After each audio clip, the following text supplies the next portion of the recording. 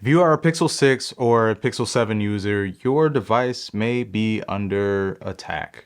No, that sounds way more serious than it actually is, but I wanted to take a moment to update you guys on what's going on with Pixel phones, specifically the Pixel 6 and the Pixel 7, and a potential security risk that exists with your current devices.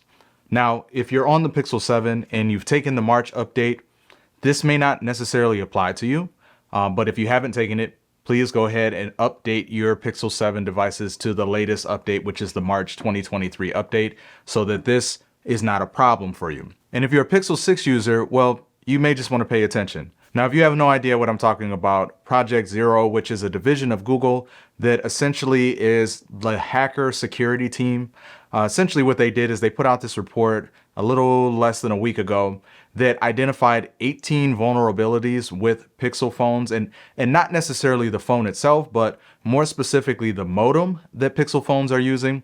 And if you're unaware, Samsung makes a good majority of the parts inside of Pixel phones. So not only do they make the processor, the tensor chip that Google uses for these phones, but they also make the modem, which has been problematic to say the least. Now, these vulnerabilities don't just affect Pixel phones, they affect any phone right now that is using this current modem that Samsung has in some of their phones as well. I'll put a list up here if you want to pause it and see if your device is affected as well.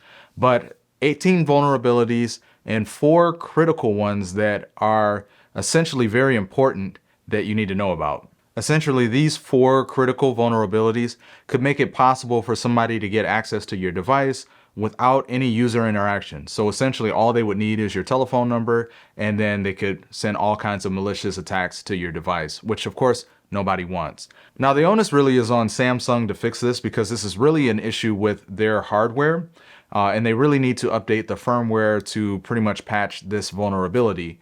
But Google was a little bit quick on their feet to try to patch this out. This is probably why the security update that we received for March and the feature drop was delayed about a week.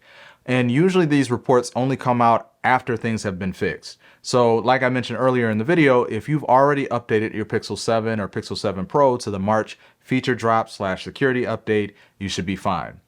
Once again, the problem is the Pixel 6 is still waiting on that update. So this is what I would suggest you do. Right now, while you wait for the update, today is March 20th.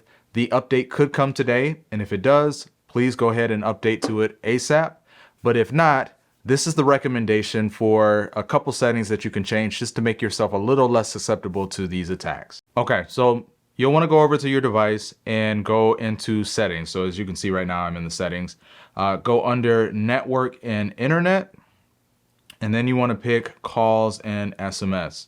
Now, right now you can see down here, Wi-Fi calling, which I'm using T-Mobile's network.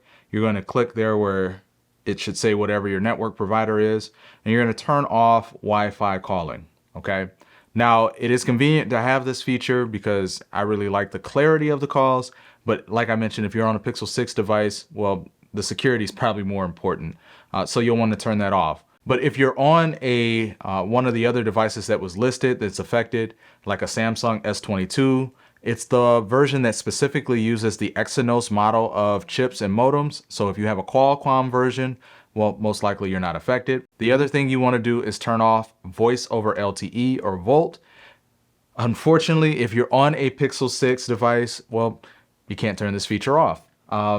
So all you can do is turn off the Wi-Fi calling, which kind of stinks because your device is a little bit vulnerable right now, and Google doesn't give you that option to turn it off. That was changed in one of the firmware updates that we got back in 2021.